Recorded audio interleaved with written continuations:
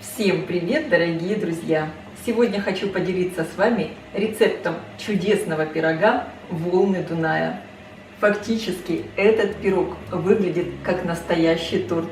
И благодаря красивому рисунку он получается очень нарядный, выглядит эффектно и украсит любой праздничный стол. Готовится он быстро и просто, и из самых доступных продуктов. В этом пироге великолепное сочетание ванильного и шоколадного теста, вишни и шоколадной глазури и нежнейшего крема. Каждый кусочек этого пирога-торта просто тает во рту.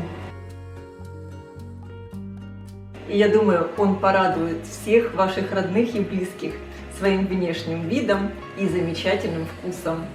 Для приготовления крема мне понадобится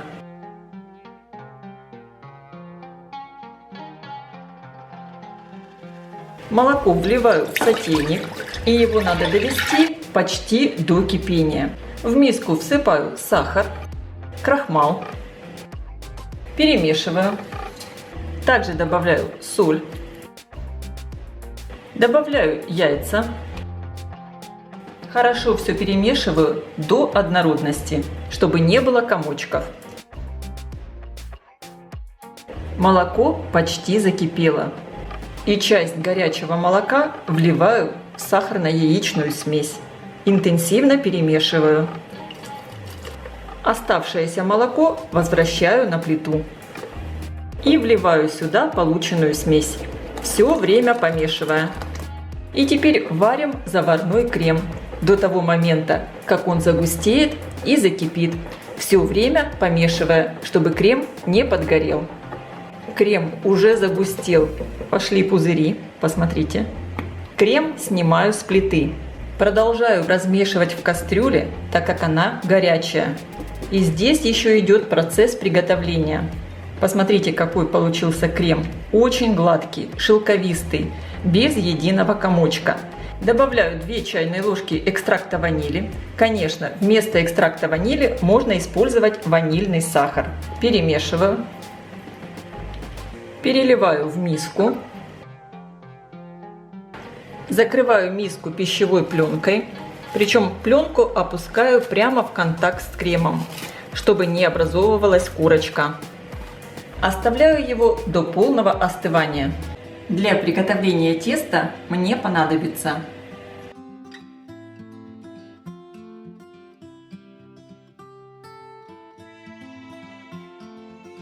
смешаю муку с разрыхлителем для теста. В миску выкладываю мягкое сливочное масло. Добавляю соль, всыпаю сахар. Также сразу добавлю экстракт ванили, 1 чайную ложку. Можно использовать и ванильный сахар. Хорошо взбиваю миксером в течение 4-5 минут в пышную светлую массу. Во взбитое масло с сахаром по одному добавляю яйца. Добавляю 1 яйцо и хорошо взбиваю. Затем добавляю следующее. И так все. Я использую яйца крупного размера. Вес одного яйца без скорлупы 55 граммов. Общий вес яиц у меня здесь получился 330 граммов.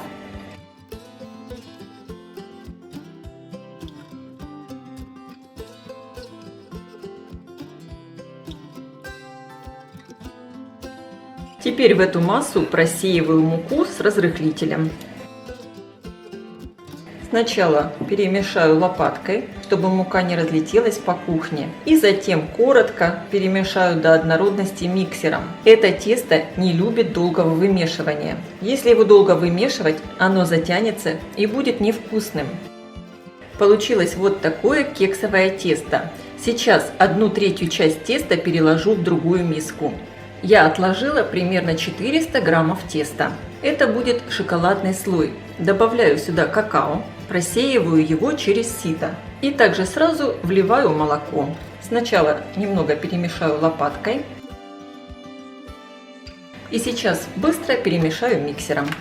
В итоге получилось вот такое шоколадное тесто. По консистенции оно примерно такое же, как и светлое. Выпекать корж я буду в большой прямоугольной форме. Размер 30 на 25 сантиметров. Выстелила все пергаментной бумагой. Слегка смажу растительным маслом без запаха. Выкладываю в форму светлое тесто. И хорошо разравниваю. Стараемся разравнивать ровным слоем, чтобы толщина теста была одинаковая. Я разровняю тесто сначала лопаткой, а затем выровняю палеткой. И теперь аккуратно на светлое тесто выкладываю шоколадное. Мне надо будет его также распределить ровным слоем. Аккуратно начинаю разравнивать сразу палеткой. Я для рецепта использую свежезамороженные вишни. Выложила их в сито, чтобы стекла лишняя влага. Можно также использовать и консервированные вишни. Ровными рядами выкладываю в тесто вишни достаточно близко друг к другу. Если хотите, конечно, можно делать больше расстояния, как вам больше нравится. Конечно, вишни должны быть без косточек. Сами ягоды у меня еще до конца не разморозились. После того, как выложили вишни, слегка их утапливаем. Немного вдавливаю в тесто. И теперь все, я отправляю выпекаться в хорошо разогретую до 180 градусов духовку примерно на 30-35 минут. Конечно, вы смотрите по своей духовке. Форму я ставлю на средний уровень, включен верх и низ. Корж испекся. Обязательно проверяем его готовность деревянной шпажкой или зубочисткой. Она должна выходить абсолютно сухая. Посмотрите, как он высоко поднялся. Сейчас я все оставляю остывать. Причем я оставляю прямо в форме. Сливочное масло перекладываю в миску. Хорошо взобью масло примерно в течение 4-5 минут в пышную светлую массу. Также миксером немного перемешаю заварной крем, чтобы его легче было соединять с маслом. Понемногу соединяем заварной крем с маслом. Первую часть заварного крема добавляем совсем небольшую, чтобы сравнять температуру масла и крема. Крем стоял у меня в холодильнике, поэтому он чуть более холодный, чем масло. Если добавлять заварную основу в масло постепенно, крем не расслоится. Таким образом, заварную основу я добавляю где-то в 4-5 приемов. И благодаря этому крем получится пышный, красивый и хорошо застынет в холодильнике. Сейчас добавляю всю оставшуюся заварную основу.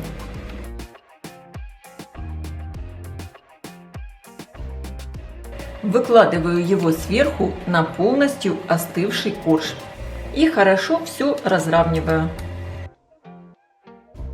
Сейчас пирог надо отправить в холодильник до застывания крема. Я обычно отправляю его в холодильник на ночь и уже на следующий день покрываю его сверху шоколадной глазурью. Для приготовления глазури мне понадобится. Для рецепта я использую черный шоколад с содержанием какао 66%. Масло соединяю с шоколадом и надо их растопить до однородности. Можно это сделать на водяной бане, но мне удобнее и быстрее сделать это в микроволновке. Буду прогревать все короткими импульсами буквально по 10-15 секунд, чтобы шоколад не свернулся. И каждый раз хорошо перемешивать. Шоколадная глазурь готова. Мой пирог-торт всю ночь стоял в холодильнике. Крем хорошо застыл, он такой плотный. Дайте глазури немного остыть до комнатной температуры и только затем выливайте на поверхность торта. Я выливаю глазурь на лопатку и вот таким быстрым движением все распределяю по поверхности. Можно это сделать палеточкой, как вам удобно. В принципе, здесь сильно гладкой поверхности добиваться не надо, так как я еще буду делать здесь сверху рисунок, характерный для этого пирожного, пирога, торта, называйте как хотите. И вот таким рифленым шпателем наносим сверху рисунок. Делаем вот такие волны. Сейчас глазурь подзастынет немного и рисунок будет больше видно. И сейчас пирог я отправляю обратно в холодильник, чтобы застыла глазурь. Минут на 15-20. Глазурь застыла, достаю пирог из формы. Вес торта до того, как я его обрезала, получается 2 килограмма 900 граммов. Сейчас по желанию можно подровнять края. Посмотрите, какой получается красивый рисунок. Великолепно. Рекомендую торт разрезать на порционные кусочки и перед подачей к столу заранее доставать его из холодильника. Тогда десерт будет более нежный.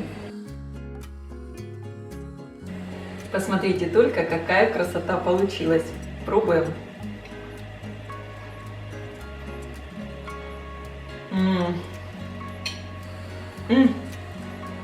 Такой торт можно приготовить на любой праздник. И на день рождения, и на Новый год. Я уверена, вы им порадуете всех своих родных и близких. А я желаю вам приятного аппетита, ставьте лайки, пишите ваши комментарии. Делитесь этим новым видео с вашими друзьями в социальных сетях. Подписывайтесь на мой канал Люда Изи Кук Позитивная кухня. Всем пока!